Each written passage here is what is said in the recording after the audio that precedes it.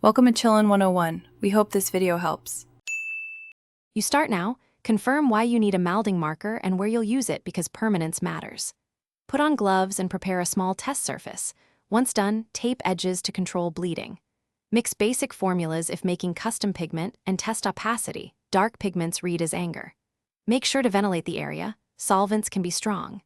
You want bold, fast strokes that smear minimally, so prioritize quick-drying binders and high-contrast pigment.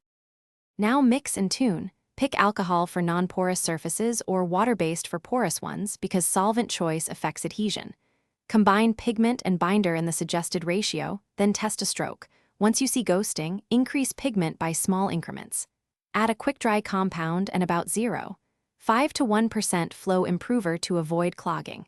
Make sure to label batches so you can replicate the exact Malding tone. If markers are refillable, finish carefully. Prime the tip with 3 to 5 brisk strokes to get immediate, even flow. Once the lines register the Malding vibe, work from the center outward to avoid pooling. For fabric, heat set or use a clear coat to prevent washout. If you see clogging, soak the nib briefly in appropriate solvent.